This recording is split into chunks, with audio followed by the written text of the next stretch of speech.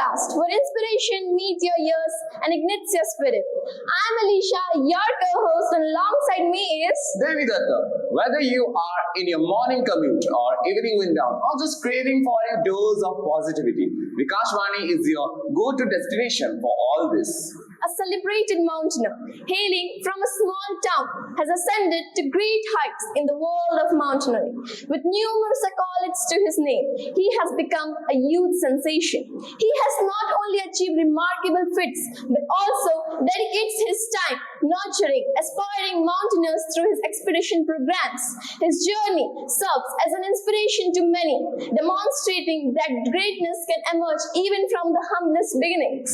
We are thrilled to have someone with us today, a truly inspiring guest, a mountaineer who has scaled. Yes, and what makes this episode even more special is that our guest is the first person from Kalahandi to conquer Mount Everest. Yes, you're right, Alicia. But his journey is not just a testament of human endurance, but also his source of pride for his hometown and beyond. So, without any further ado, let's welcome our incredible guest, Mr. Jogabhyasa Bhoi, and dive into his adventurous stories and experiences. Welcome to the show, sir. Thank you. Please have a seat. Please. Are you comfortable, sir? Yes. सब हमारे सवाल जवाब वार्तालाप को आगे बढ़ाने से पहले हम सब ये चाहते हैं कि आप आपके बारे में कुछ बताइए हमारे दर्शकों को. My starting slogan is जय मां मानिकेश्वरी. जहां से मैं इस मिट्टी से आ रहा हूँ, ये मिट्टी कलाहांडी का मिट्टी है. ये गर्व, गौरव और साहस का मिट्टी है. और कलाहांडी जिला का नरला ब्लॉक रुपरा गांव से मैं रुपरा गांव का वहां से मैं बिलोंग करता हूँ. Myself Jogvyas Bhoi. I am a international mountaineer and Mount Everest conqueror. I am a school teacher, first school teacher of Odisha State, who climbed 5th continental highest mountain of the world, and many international cyclists and adventurists, social working, with environmental work, and socially engaged in different activities. Sir, आपको mountain climbing शुरू करने की प्रेरणा कहाँ से मिली? हर किसी का प्रेरणा, कोई भी अगर अच्छा काम करता है तो हर किसी का प्रेरणा होता है, इंस्पिरेशन. बट मेरा जो इंस्पिरेशन है, जी सर. जैसे मैं गांव में था तो मेरे जो गांव है वहाँ पे डिफरेंट हिल्स है. Yes. छोटा पहाड़ है जो वहाँ से जो छोटा पहाड़ है उसको टांगरी हिल बोलते हैं, और नियरेस्ट में के लिए टांगरी हिल. और डायरेक्ट और indirectly Tangri hill my inspiration. But ultimately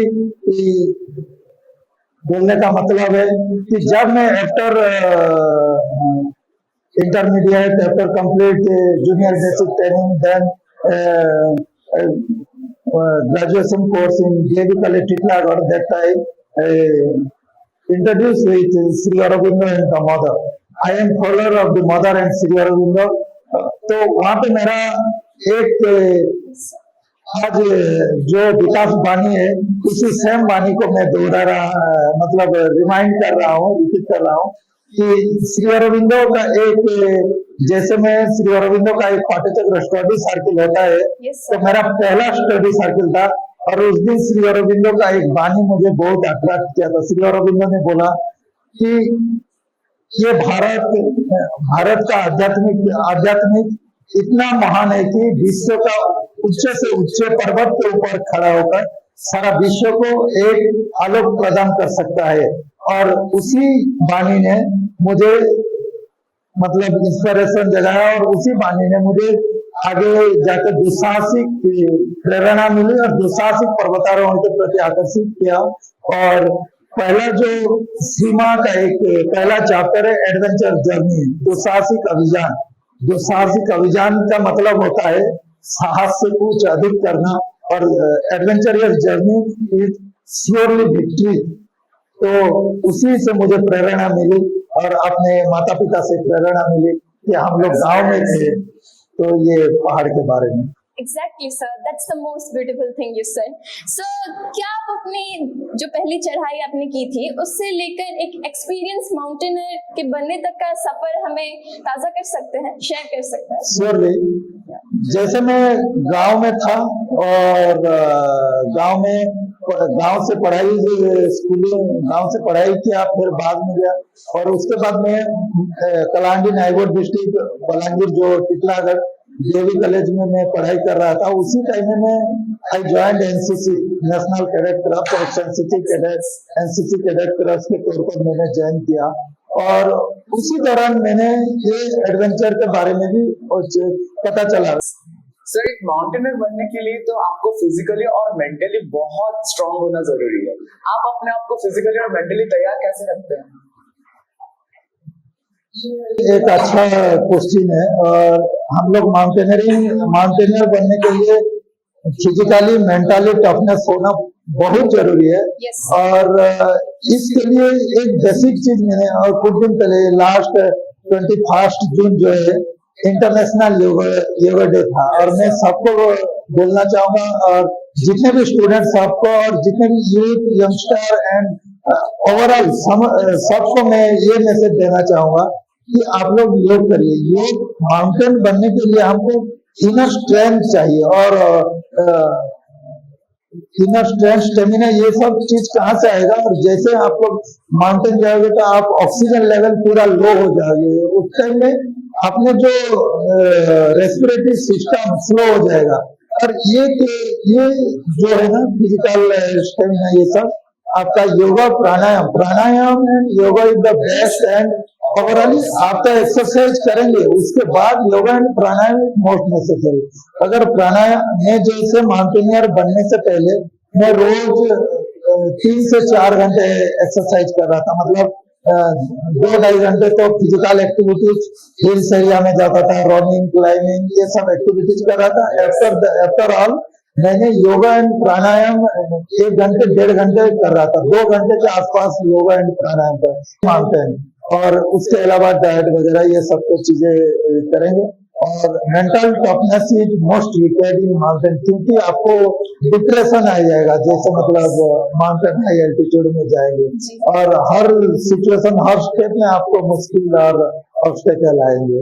तो मैं ओवरऑल बोलना चाहूंगा योगा एंड प्राणायाम के साथ साथ अपना शरीर का ध्यान रखिए और शारीरिक स्पोर्ट्स मतलब फिजिकल स्पोर्ट्स एंड एक्सरसाइज को रेगुलरिटी कंटिन्यूज रखिए। Yes sir, as a student मैं आपको पूछना चाहूंगा कि माउंटेन्स और हिल्स ये सब रिसर्च बेस्ड कैसे हो सकते हैं? Mountain and hills research based कैसे हो सकता है? हाँ, माउंटेन और हिल्स रिसर्च बेस्ड हो सकता है। देखो डिफरेंस बिटवीन आप mountain and hills below 9,000 feet, hills and above 9,000 feet mountains. So ये रिसर्च बेस्ड इसलिए हो सकता है जैसे हम लोग स्टैंडर्ड 1 से लेकर आपको इवन आपको एक प्रोफेसर होने के नाते उसी तरह मैं अभी एक एग्जांपल आप लोग को देने जाऊंगा। कलांडी यूनिवर्सिटी महामारी जो अभी कलांडी यूनिवर्सिटी का अभी महामारी कसर यूनिवर्सिटी लास्ट ईयर वहाँ का एक टीम को guidance bye honourable DC sir Sanjay Satpathy sir, तो मैंने जो लेके गया था वहाँ पे, तो वो एक्सपीडिशन का नाम था Godani team of mountaineers Kalandi mount Everest expedition. हमने गोडानी टीम जो रहता है, ये गोडानी कहाँ होता है, ये हिस्टोरिकल बेस हो गया ना। Godani Dokri Chachra Kokasra 3 hour Kalandi district Kokasra block under Kokasra block Dokri Chachra. गोडानी एक मोन्यूमेंट है, हिस्टोरिकल मोन्यूमेंट। तो ये स्टूडेंट के लिए रिसर्च बेस्ड हो गया। इस एरिया में जो छुपा है हिस्टोरिकल, जियोग्राफिकल, आपका scientifical, different animal and plants, आप कभी कलांडी यूनिवर्सिटी में विजिट कीजिए और यहाँ पे भी आगे जाके विकास कुछ करेगा तो यहाँ पे भी हार्बेरियम जो बोटानिकल हार्बेरियम भी बना सकते हैं। हमें डिफरेंट हिमालयन फिशेस कलेक्शन, हमारा एक सेक्टर होता है और एक क्लास भी होता है माउंटेनियरिंग में, फ्लोरा एंड फौना हम लोग कलेक्शन करते हैं हिमालयन में। और हाई एल्टीट्यूड हिमालय जो नीलकमल का जो फ्लावर बोलते हैं, Yes. Yes. ये हाई एल्टीट्यूड का डिफरेंट होता है, मतलब 18,000 20,000 उसमें छोटा छोटा जो प्लांट्स होता है और उसमें जो ये सब चीजें कलेक्टिव भी होता है, तो ये सब प्लस होता है। और जैसे टीचर को स्टूडेंट को पढ़ाते हैं, जैसे कि different type of rocks, different type of जैसे टोपोग्राफी हो गया, different map reading, each and everything included. आप जो भी सब्जेक्ट बोलेंगे वही सब्जेक्ट नेचर में छुपा है, तो it is obviously research based expedition होता है इससे। Yes. Yeah. Sir, as a mountaineer जब आप किसी भी पहाड़ पे चढ़ते हैं, जैसे आम लोगों को ख्याल आता है कि अगर कुछ हो गया तो इसके जवाब में आप आगे बढ़ने के लिए अपने मन को कैसे तैयार करते हैं?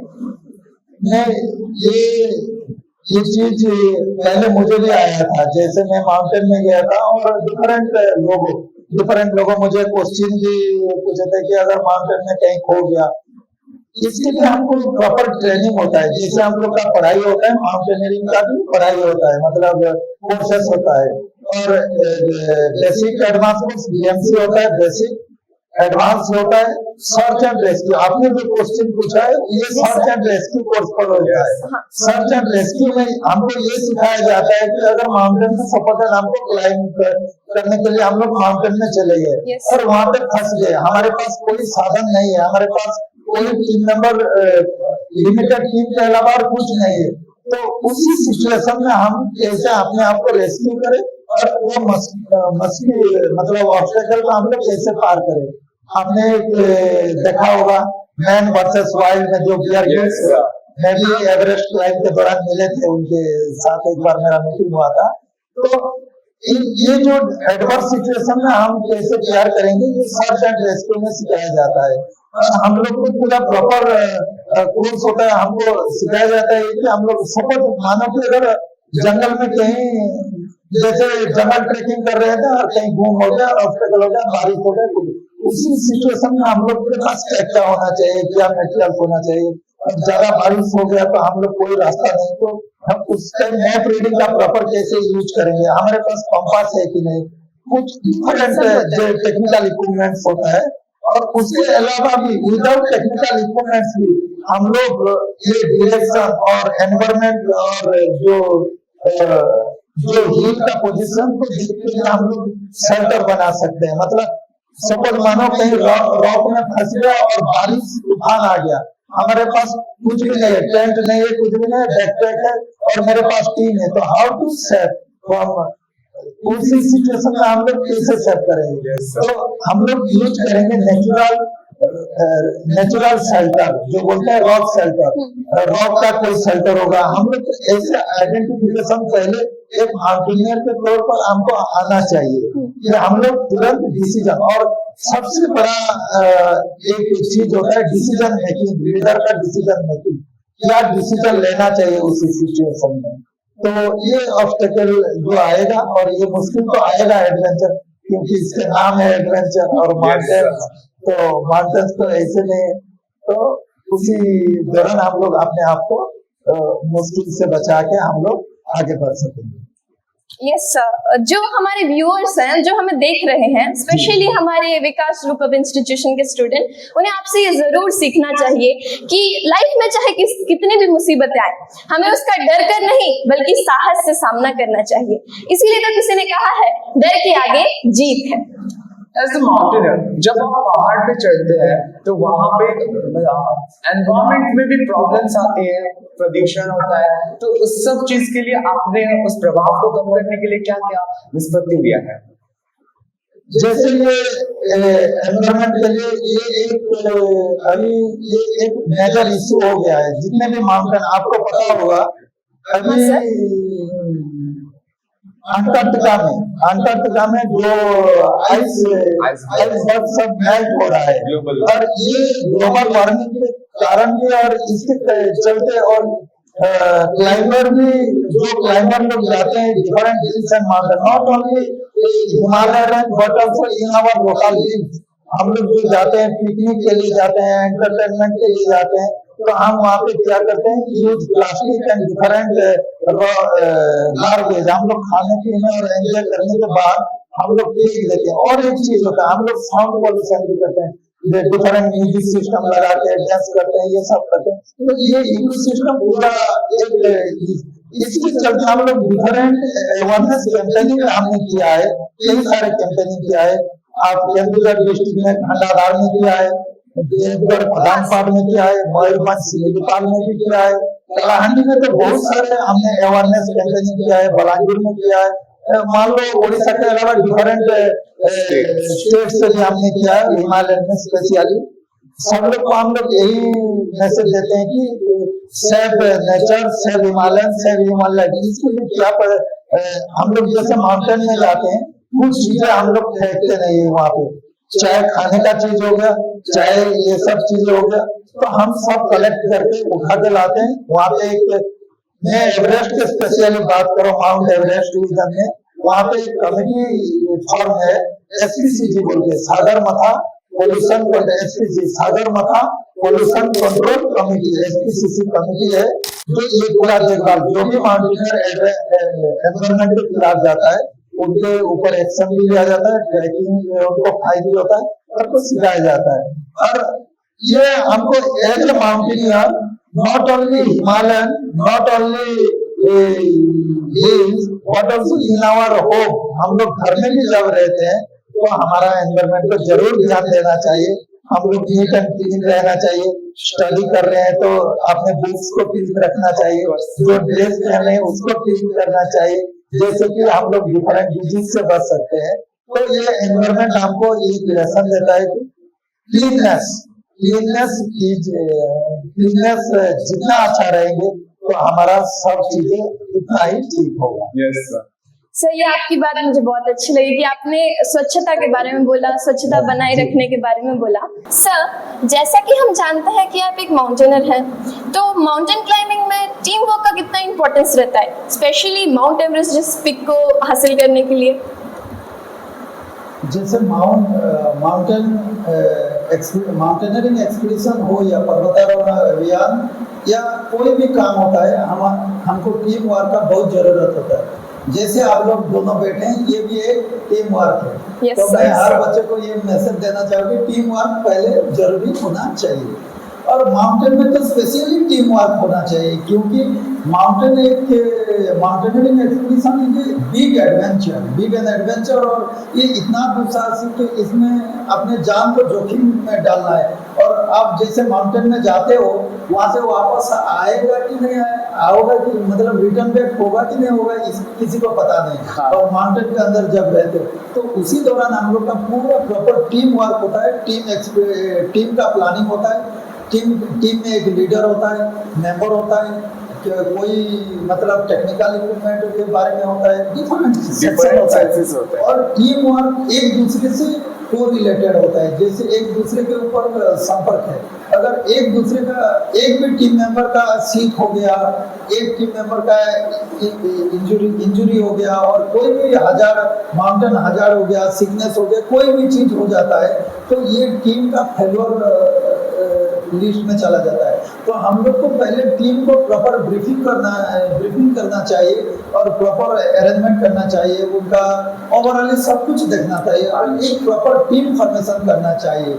और मैं स्टूडेंट को बोलना चाहूँगा, जब भी कोई गेम, स्पोर्ट्स, पढ़ाई लिखाई, अगर कोई भी क्लास का बच्चे, जैसे आपका ये विकास, कुछ काम करने के लिए यहाँ से एक टीम मेंबर जाते हैं, तो पूरा प्रॉपर टीम वर्क होता है। माउंटेन में तो बहुत जरूरी है टीम वर्क, और टीम वर्क रिलेटेड में ये अपना स्किल डेवलपमेंट भी होता है। टीम मेंबर में लीडर प्रॉपर लीडर होना चाहिए, और हर टीम के अंदर क्या स्किल है लीडर को, उनके बारे में जानकारी भी होना चाहिए। और प्रॉपर टीम गुड टीम होता है, तो आगे जाके ये सक्सेस में कन्वर्ट होता है, और सफलता जरूर होता है अगर प्रॉपर टीम वर्क और प्रॉपर टीम होता है। तो team work is necessary in every field.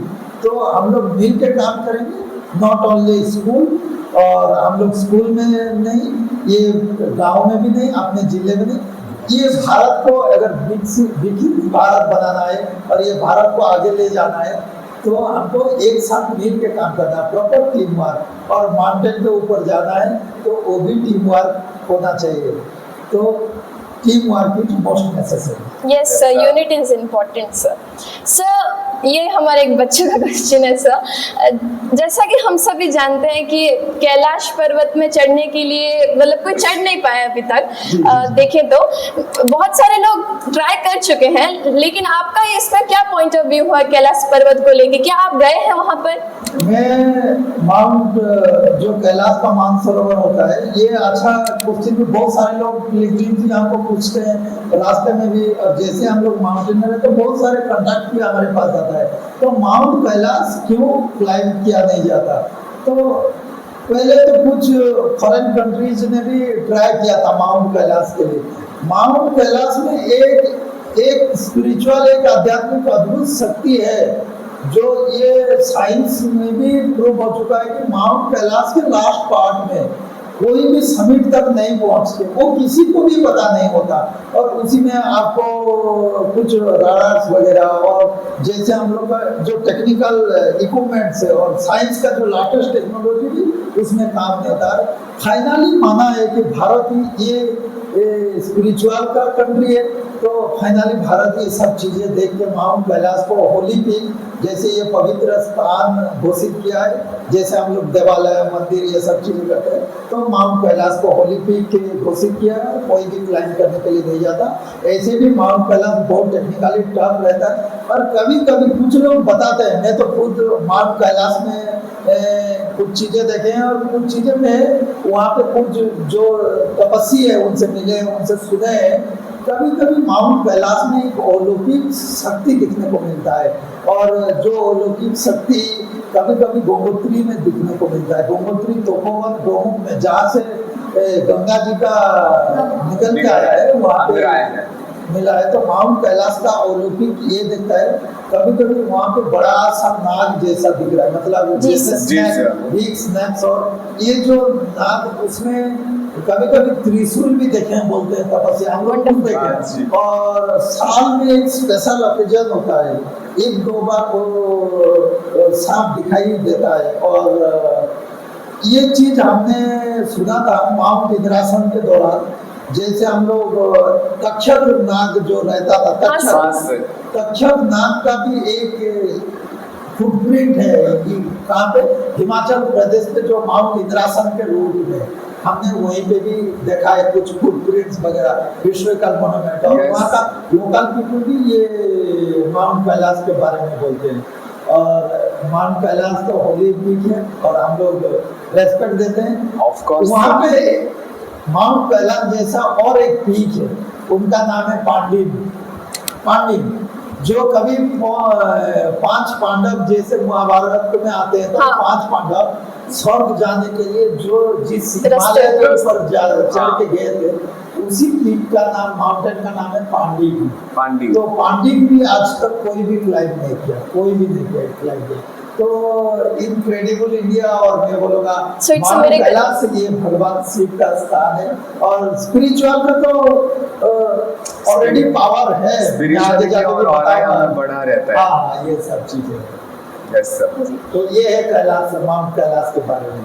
Sir हम आपको बहुत पहले से सवाल पूछना चाहते थे, हमें बहुत उत्सुकता थी कि जब आप माउंट एवरेस्ट चढ़ रहे थे तब आपको कैसा फील हुआ था?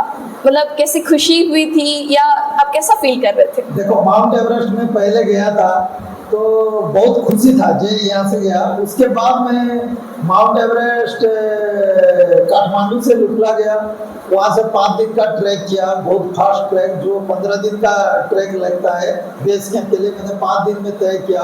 आज भी मुझे डेट याद है, जब मैं 2 तारीख 2 मई 2011 2 मई को मैं वहाँ पे पहुँच गया।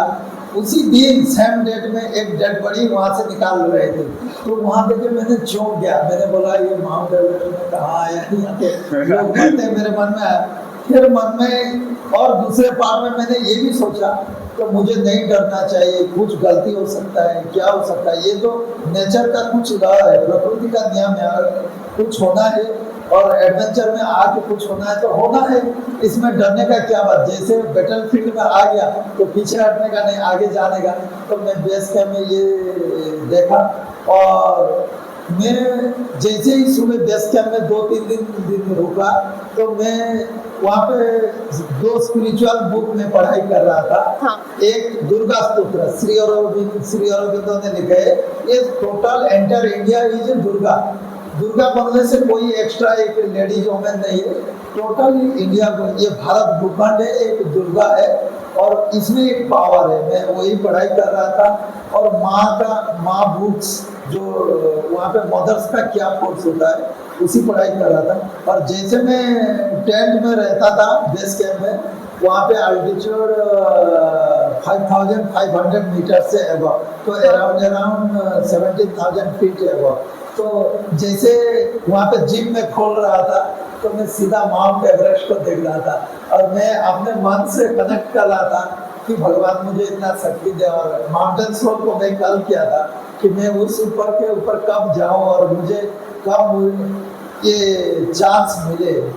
तो ये मेरा ख्याल भी था, डर भी था, तो आगे और बहुत सारे ये चीज़ें थे। तो माउंटेन को लेके मुझे मेरा ओवरऑल एक ख्याल था कि जो भी हो माउंटेन, जो भी जितना भी एडवेंचर हो, ये एक माउंटेन सोल है, पर्वत आत्मा है।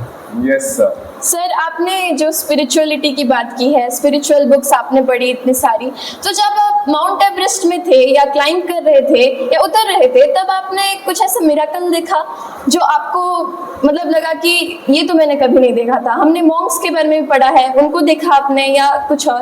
राइट, इसने तुमने सही क्वेश्चन पूछा।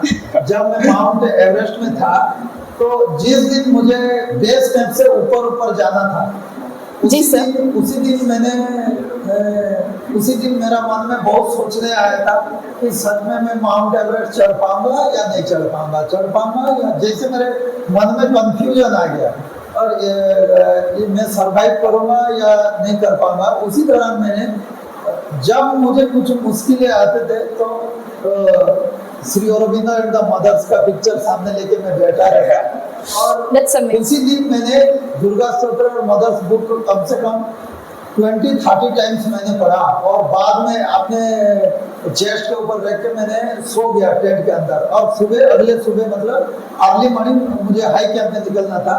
तो उसी दौरान मुझे एक ड्रीम देखा करीबन 12 o'clock, मतलब रात के 12 बजे के बाद मैंने एक ड्रीम देखा। तो मेरे टेंट जहाँ मैं सो रहा था, टेंट टोटल लाइटिनिंग हो रहा था। जी सर। ये चीज मैंने श्री अरविंदो सेंटर पांडिचेरी में किया और रोहिल में किया और कहीं भी नहीं किया आफ्टर हमारे डिबेटे। आज पहली बार मैं विकास वाणी में ये शेयर कर रहा हूँ कि स्टूडेंट लोग को पता चले कि स्पिरिचुअल पावर क्या होता है। तो उसी दौरान लाइटिनिंग हो गया, मैं चौंक गया। मैंने बोला, जो लाइटिनिंग कर रहा था, मैं उनको बोला, डांट रहा था, बोला कि तुमने क्यों डिस्टर्ब कर रहे हो, मैं तो सो रहा था, क्यों डिस्टर्ब कर रहा था। तो पूरा और लाइटिनिंग हो गया। मैंने चैन खोला, जैसे टेंट का चैन खोला, मैंने देखा तो वो मेरे ऊपर लाइटिनिंग कर रहा था। तो मैं उस जो लाइट मेरे ऊपर कर रहा था, मैं उसको फॉलो किया।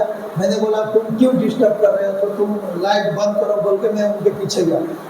जैसे मैं उनके पीछे गया तो लाइट मेरा आगे चलता जा रहा था। Yes sir. तो जहाँ पे मैंने कहीं जैसे ग्लेशियर में कहीं पैर फिसल गया और मैं गिर रहा था, तो लाइट पीछे मुड़ के मेरे ऊपर लाइटिनिंग हो रहा था। मैं जैसे खड़े हो जाता था, फिर उसके बाद लाइट मुझे छोड़ के आगे बढ़ रहा था। मैं फाइनली लाइट के ऊपर कर रहा था। मैं ऐसे क्रॉस करके खंडू ग्लेशियर, उसके बाद कैंप 2, कैंप 3, कैंप 4, फाइनली जैसे मैंने लास्ट पॉइंट में मैंने वो जो लाइट जो लेके गया था, मैं उसको बोला, अभी मैं तुम्हें छोड़ूंगा नहीं। जैसे लाइटिंग किया, उनको मैं पकड़ लिया, बोला। तो उस टाइम मैंने देखा मेरा उस टाइम सनलाइट हो गया और लाइट गायब हो गया और मैं देखा कि माउंट एवरेस्ट के टॉप में मैं खड़ा हूँ और जो लाइट लेने वाला था, थोड़ा मदर्स और श्री अरविंदो का पिक्चर आ रहा था। तो और ठीक आफ्टर 5 मिनट मेरा सरपा ने बोला कि भाई जी तैयार हो जाओ, जल्दी हमको हाई कैंप में निकलना है एवरेस्ट। yes, तो ये चीज है, ये रियल जो मैंने ड्रीम मैंने देखा है। तो इसमें मुझे एक मेरा एनर्जी लेवल हाई हो गया और मुझे एक कॉन्फिडेंस लेवल हो गया कि ये अलौकिक शक्ति ने मुझे गाइड किया और मैं मेंटली सेटअप किया। तो ओवरऑल जो भी लाइट था वो भी नेचर का हो, चाहे मैं जो स्पिरिचुअलिटी को मानता हूँ और कोई भी डिवाइन का लाइट जो मुझे गाइड कर रहा था। और फाइनली मैं माउंट एवरेस्ट एक ड्रीम में मैंने देखा जो बेस कैंप में सके। Yes sir. सर ये स्पिरिचुअलिटी वाली बात तो बहुत इंटरेस्टिंग थी। वैसे आप हमारे दर्शकों के साथ कुछ ऐसा शेयर कर सकते हैं जो आपको माउंटेन क्लाइंबिंग के टाइम में बहुत फनी हो या ऐसा कुछ हो जो आपको मुस्कुराने पे मजबूर ही कर दे? जरूर जरूर, ये मैं बोलना चाहूँगा मुस्कुराने वाली बात। ये मैं यहाँ पे भी माउंट एवरेस्ट में भी एक्सपीरियंस किया है और साउथ अमेरिका का हाईएस्ट माउंटेन माउंट अकांकागुआ क्लाइंब करने के दौरान भी मैंने किया है। जैसे आप लोग को पता होता है नॉर्मली हम लोग तुम बैठे हो हम बैठे हैं तो हम लोग क्या करते हैं अभी फ्रेश होके नहा धो के यहाँ पे लगा के सब फ्रेश होके यहीं पे बैठे हो ना।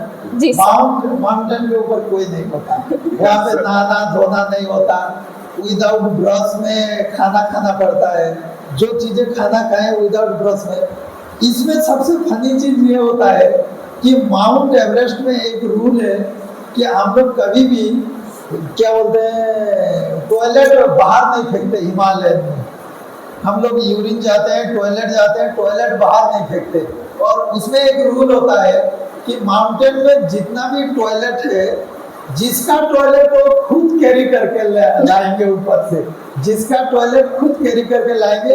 एक मेडिकेटेड बैग दिया जाता है, आप वो मेडिकेटेड बैग में टॉयलेट करेंगे, वो मेडिकेटेड को बंद करेंगे और उसी टॉयलेट को आप खुद पकड़ के एवरेस्ट साउथ पोल से लेके नीचे तक खुद लाएंगे। और इसमें हंसने का ये बात है जिसका टॉयलेट जितना किलो वेट होगा उतना पैसा देना पड़ता है ज्यादा पैसा देना पड़ता है। 1 किलो को $250 करीब देना पड़ता है उसको। तो ये एक चीज है पूरा हंसाने वाले बात भी। और साउथ अमेरिका में मैंने जब गया था तो वहाँ पे या तो कुछ टॉयलेट टेंट बन रहा था, वहाँ पे रहने का एक टेंट जगह होता है, टेंट होता है, इसमें मेडिकेटेड बैग देते थे। वहाँ पे कुछ नहीं देते, वो टेंट के अंदर जाना पड़ता है, पहले मेडिकेटेड पेपर को टेंट के अंदर बिछाना पड़ता है, उसके ऊपर टॉयलेट करना है आपको और टॉयलेट को पैक करके और बोतल में आपको यूरिन ये सब पैकेट करके डाल के नीचे आना पड़ता है। और माउंटेन के लिए माउंटेन क्लीननेस को बहुत ध्यान देता है। ये जैसे कि हम लोग क्या बोलते हैं ये जिंदगी में कभी किया नहीं है, हमने ये काम किया है। तो उसी तरह मेरा एक मन में एक रेस्पेक्ट भी आने लगा कि जो लोग हमारा टॉयलेट क्लीनिंग करते हैं, आपका जो यहाँ पे हॉस्टल होता है, जो भी होता है, यहाँ का जो क्लीनर होता है, हमको उनको प्रॉपर रेस्पेक्ट देना चाहिए क्योंकि ये लोग हमारा साफ सफाई में ध्यान देते हैं। और माउंटेन एडवेंचर माउंटेन हमको यही सिखाता है। ये एक बड़ा फनी मोमेंट था। ऑफ कोर्स सर, ये वाला बहुत अच्छी सीख है। Yes sir. सर हमने सुना है कि आप एक टीचर भी हैं और टीचर की जॉब में तो बहुत सारी रिस्पॉन्सिबिलिटीज होते हैं, तो being a mountaineer at the same time आप दोनों रोल्स को कैसे बैलेंस करते हैं, दोनों प्रोफेशंस को? Do you feel that you are doing justice for both of the roles? हाँ, पहले मुझे ये क्वेश्चन मुझे भी आता था कि जैसे मैं माउंटेन क्लाइंब या एक्सपीडिशन में जा रहा हूँ, कुछ ट्रैकिंग के लिए जा रहा हूँ और माउंटेनरिंग एक्सपीडिशन के लिए जा रहा हूँ, तो ये मुझे एक टाइम में गिल्टी फील हो रहा था कि मैं बच्चों के लिए ये नेगलेक्ट कर रहा हूँ। एक टाइम में नेगलेक्ट, और मैंने ये टाइम हमारा टाइम जोन भी हमने सेट किया कि किस टाइम में हम लोग माउंटेन में जाएंगे तो मेरा बच्चे के लिए जो स्टूडेंट का भी नेगलेक्ट नहीं होगा और मेरा भी ठीक रहेगा उसी टाइम में। तो और ये भी मेरा मन में सोच रहता है कि जैसे माउंटेन एक्सपीडिशन में जाता हूँ, मेरा क्या रिसर्च बेस बनेगा और क्या मैं कलेक्टिव लाऊंगा तो मैं बच्चों के लिए उनके स्टडी में काम आएगा और उनको मैं एक्स्ट्रा कुछ दे पाऊंगा। और बाद में मुझे गिल्टी फील नहीं हुआ, क्योंकि जनरली अप्रैल के बाद हमारा माउंटेनियरिंग एक्सपीडिशन होता है और जून तक खत्म हो जाता है। कोई भी अगर सितंबर अक्टूबर में और कोई दौरान हो जाता है, उसी टाइम का हम लोग प्रॉपर मैनेज करते हैं। इसलिए गवर्नमेंट ऑफ उड़ीसा सरकार ने प्रावधान किया है, सपोर्ट किया है, और स्टूडेंट को हम लोग एक्स्ट्रा क्लास भी देते हैं। और उसी दौरान कुछ जो हमारा कोर्सेस स्टडी रहता है, मैं जो पढ़ाता हूँ, जैसे कि ज्योग्राफी हो गया, साइंस हो गया। हम लोग साइंस में जैसे क्लास स्टैंडर्ड 7th 8th में पढ़ाते हैं कि हिमालयन एनिमल्स के बारे में, वहाँ का गोट में जो हैंडलूम कैसे बनाया जाता है, जी सर। तो ये सब चीजें। और ज्योग्राफी में 7 कॉन्टिनेंट का जो पढ़ाया जाता है, मैं तो प्रोजेक्टर में जो भी मेरा पीपीटी में मैं डायरेक्टली लाइव मतलब मेरे स्टूडेंट को दिखाता हूँ लाइव। जैसे अभी मैंने लास्ट इंडो पाकिस्तान का लास्ट विलेज थांग विलेज भी मैंने गया था। मेरे पास जो टीचर भी है, जो हम लोग, मैं वीडियो कॉलिंग करके और लाइव टेलीकास्ट मैंने बच्चे लोग को दिखाया था। हाँ जी बोला कि देखो ज्योग्राफी में तुम पढ़ाई करते हो, इंडो चाइना बॉर्डर की लास्ट गांव कैसा दिखता है, देखो गांव ऐसे दिखता है। तो मुझे ये चीज पता चल जाता है, मुझे ये आश्वस्त है कि मेरा स्टूडेंट को मैं डायरेक्ट लाइव दिखाता हूँ। और जो भी बुक्स में देखते हैं वो लोग लाइव देखते हैं, कोई पिक्चर में देखता है, ये तो डायरेक्ट लाइव देखते हैं। और जैसे डिफरेंट हिमालयन एनिमल्स हो गया, बाढ़ हो गया, और जैसे कुछ चीजें हो गया, हिस्टोरिकल हो गया, और डिफरेंट कॉन्टिनेंट का क्या क्या है, ये सब चीजें मैं बच्चे लोग को डायरेक्टली दे पाता हूँ। और इसी के लिए प्रावधान है, आप बच्चे लोग भी आप निश्चिंत रहे, इसके लिए पूरा गाइडलाइन है। एडवेंचर अभी तो एडवेंचर में 6+ एंट्री कर दिया, 6 साल का बच्चे। अभी रिसेंटली माउंट एवरेस्ट में रिकॉर्ड किया है, एक बच्ची ने 2 साल का माउंट एवरेस्ट बेस कैंप में पहुंच गया अपने माता पिता के साथ, 2 साल का। It was interesting. हाँ, तो ये एक इंस्पिरेशन होता है। जी सर, आपने जो भी कहा इट्स इनक्रेडिबल कि आप अपने स्टूडेंट्स पे भी ध्यान देते हैं और अपने जो इच्छा होती है वो करने पे भी। सर, मेरा ये अगला सवाल है कि ये ओलंपिक्स में माउंटेन क्लाइंबिंग का क्या रोल होता है? ओलंपिक में देखो, अभी माउंटेन क्लाइंब का बहुत बड़ा रोल होता है। मैं सबको बताना चाहूँगा, जितना भी व्यूअर्स, जितना भी देख रहे हैं, और विकास एक ग्रोइंग इंस्टीट्यूशनल पावर है, मैं उनको भी बताना चाहूँगा कि स्पोर्ट्स क्लाइंबिंग अभी हमने प्लानिंग किया कलांडी यूनिवर्सिटी, मां माणिकेश्वरी यूनिवर्सिटी से। Yes sir. कि ये स्पोर्ट्स क्लाइंबिंग अभी ओलंपिक से इंक्लूडेड हो गया है। तो आर्टिफिशियल वॉल बना के हम आर्टिफिशियल वॉल क्लाइंबिंग बच्चों को दे सकते हैं। और इसमें कंपटीशन होता है, 3 टाइप ऑफ होता है। और ये जो बिलियर कोर्स होता है, डिफरेंट मतलब आर्टिफिशियल स्पोर्ट्स क्लाइंबिंग में आने के लिए आपको बेसिक माउंटेनियरिंग कोर्स करना पड़ेगा, एडवांस करना पड़ेगा, और माउंटेनियरिंग इक्विपमेंट्स एंड गियर्स के बारे में नॉलेज होना चाहिए, ज्यादा सीखना पड़ेगा। उसके बाद ये ओलंपिक में जाएंगे। और अभी तो नया है, अभी भारत में नया है, तो इसमें हमको बहुत मौका मिलने का चांसेस है कि हम लोग आगे जाएंगे और अपना देश का नाम भी रोशन करेंगे। और इसमें ये जो सर्टिफिकेट वगैरह भी जो भी मिलता है माउंटेन स्पोर्ट्स क्लाइंबिंग और माउंटेन का, तो ये हमारा जॉब सेक्टर में भी, स्टडी सेक्टर में भी काम आएगा, आपका नेशनल लेवल। और अभी उड़ीसा गवर्नमेंट का एडवेंचर पॉलिसी भी ऑलरेडी बन चुका है, उसके लिए हमको फंडिंग भी मिलता है, हमको सपोर्ट भी मिलता है, और स्टूडेंट का करियर में ग्रोथ होता है। जैसे मतलब एनडीए हो गया, सीडीएस हो गया, कोई भी आर्मी का ऑफिसर्स जॉब में जाएंगे, या कोई भी आर्मी एयरफोर्स में भी कुछ भी जाएंगे, वहाँ पे माउंटेनियरिंग सेक्टर सेपरेट है। अगर माउंटेनियरिंग स्किल है तो एनसीसी में भी आपको मतलब क्या स्कॉलरशिप वगैरह के लिए भी ये सब ऑफर आ सकता है। और ओवरऑल ये करियर प्रोस्पेक्ट है। और टूरिज्म में तो है ही है adventure tourism. Yes sir. As being an enthusiast, आप अपने मतलब आप इतने सारे रिकॉग्नाइजेशन पा चुके हो, इतने सारे अवार्ड्स, प्राइजेस मिल चुके हैं, कुछ ऐसा पर्टिकुलर मतलब अवार्ड या प्राइज है जिसके लिए आप आगे भी स्ट्राइव करते रहेंगे? हाँ, ये उड़ीसा गवर्नमेंट का मुझे सबसे हाईएस्ट ये स्पोर्ट्स माउंटेनियरिंग का जो अचीवमेंट अवार्ड मुझे मिला है। और उसके बाद skill development of India, government of India, जो उस टाइम में फॉर्मर मिनिस्टर, अभी जो शिक्षा मंत्री है केंद्र मंत्री जो धर्मेंद्र प्रधान जी, यस सर, तो वहाँ पे 5 ऐसे टॉप टैलेंटेड लोगों को बुलाए थे जो लोग बिलोंग फ्रॉम विलेज, तो उनका तो वहाँ पे मुझे अवार्ड दिया गया स्किल डेवलपमेंट ऑफ इंडिया। तो ये अवार्ड मेरे जिंदगी में बहुत, और आगे में जाने के लिए तेंजिंग नरगा अवार्ड और बाकी आगे जाके पद्मश्री पद्म विभूषण ये सब चीज़ों के लिए मैं आगे कुछ करूँगा। और जैसे रिकॉग्नाइजेशन पर्सन से सबसे मेरा एक इंटरेस्टिंग एक्सपीरियंस है, जो फॉर्मर जो मिसाइल मैन और former president of India doctor APJ Abdul Kalam, जैसे मैं किलिमांजारो अफ्रीका का हाईएस्ट माउंटेन क्लाइंब किया, उसी दौरान मेरा एक मोमेंट था कि सब क्लाइंबर को सर्टिफिकेट वगैरह दिया गया और मेरा सर्टिफिकेट बाद में दिया गया, और बाद में मुझे पता चला कि ये सर्टिफिकेट डॉक्टर APJ अब्दुल कलाम देने वाले हैं। तो वो मोमेंट ग्रेट मोमेंट। और जैसे ही कलाम जी मुझे पूछे व्हाट आर यू डूइंग, तो मैंने बोला I am a mountaineer as well as I am also a teacher. तो उसने बोला आप एक शिक्षक है तो मैं आपको एक स्पेशल टाइम भी दूंगा। तो doctor APJ Abdul Kalam honourable farmer president of India missile man, उनको 10 राजाजी मार्ग में मिला और उसने मुझे चाय पीने के लिए उनको दिया। ये मेरे लिए सौभाग्य की बात है, और मुझे खुद ऑटोग्राफ भी दिए, और अपना जो बुक्स इंटरेक्शन उसी में मेरा नाम भी स्थानित है। तो ये मुझे ग्रेट मोमेंट है। यस सर, ये बहुत बड़ी बात है। सर जैसा कि आपने कहा कि उनसे मिले, उनसे बातचीत किए, आपको कैसा लगा जब उन्होंने आपको टाइम दिया कि बाकी किसी को नहीं दिया, सिर्फ आप ही को दिया? मैं तो उसी टाइम मैंने सोच भी नहीं सकता था कि मुझे कलाम जी मुझे ये देंगे, क्योंकि कलाम जी भी खुद एक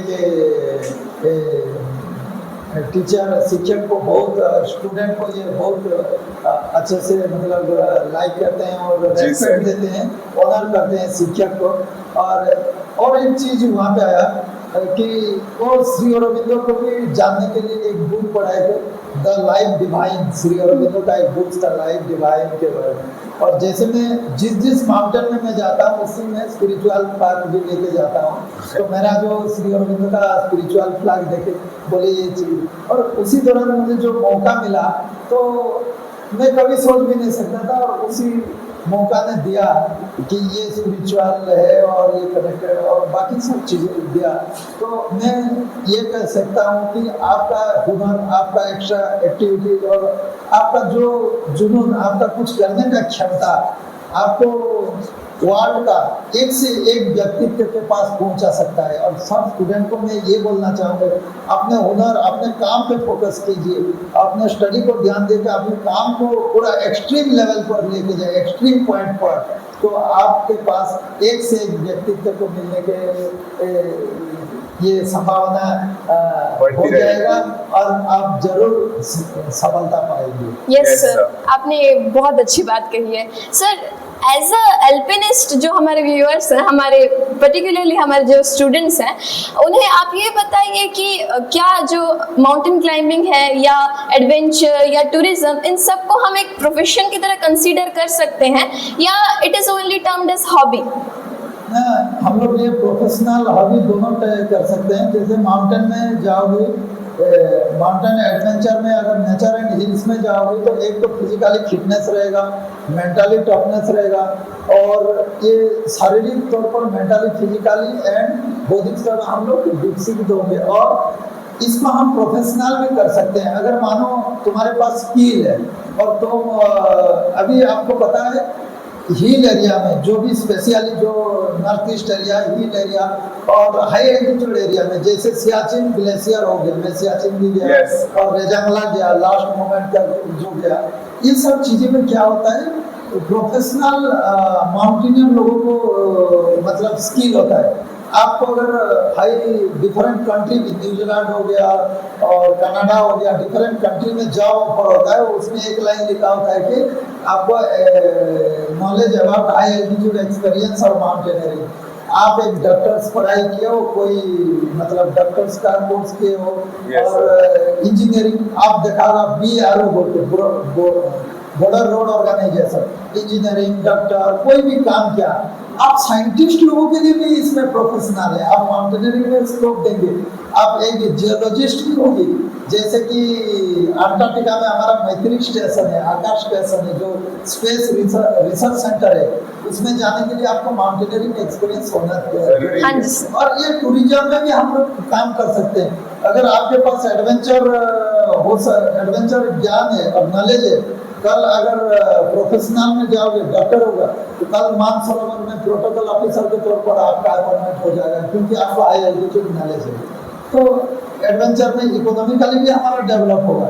कोई भी स्टूडेंट देख रहा है और कोई भी स्टूडेंट चाहता है कि मैं प्रोफेशनल भी करूं और मेरा कुछ काम करूं, तो वो पार्ट टाइम के लिए भी काम कर सकता है। पढ़ाई के बाद जो 2-3 महीने गैप हो जाता है, तो 2-3 महीने में कोई हिल एरिया में जाके अपना प्रोजेक्ट कर सकता है, कुछ बच्चे को लेकर रिसर्च के लिए जा सकता है।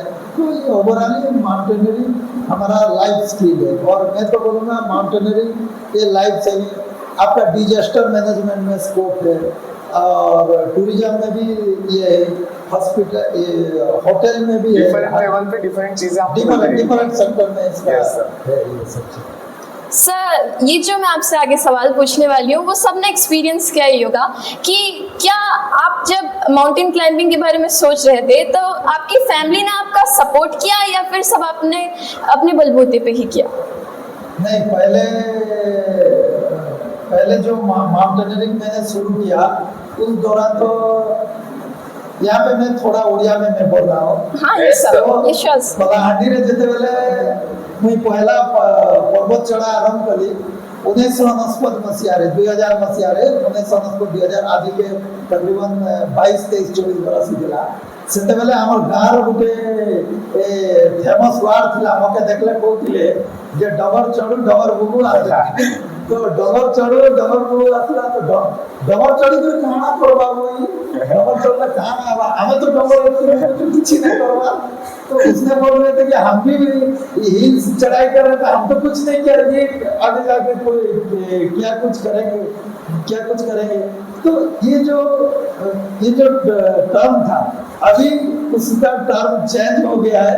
उसने अभी देखा है सक्सेस, और उसके बारे में पता चला है कि अभी हमारे गांव का जो हिल्स एरिया में बहुत सारे, मैं नाम नहीं लेना चाहूँगा, वो हिल्स में प्लस और माइंस वगैरह थे, लेकिन मैं थैंक्स को डिस्ट्रिक्ट एडमिनिस्ट्रेशन की, हमने उसी हिल को 7 आज उसी हिल को मेरे स्टूडेंट लोग, बच्चे लोग और गांव के लोग सब क्लाइंबिंग कर रहे हैं। और लेडीज लोग भी उस सारे में भी क्लाइंब करने जा रहे हैं, वहाँ घूमने जा रहे हैं। तो अभी इम्पोर्टेंस भी पता चल रहा है, और अभी जाके अभी वो लोग को पता चल बोल रहे हैं कि माउंटेनरिंग, ये जो पहाड़ चढ़ने वाला चीज तुम करो, इसमें भी कुछ भविष्य हो सकता है, और इस नेचर भी हमको जरूरी है।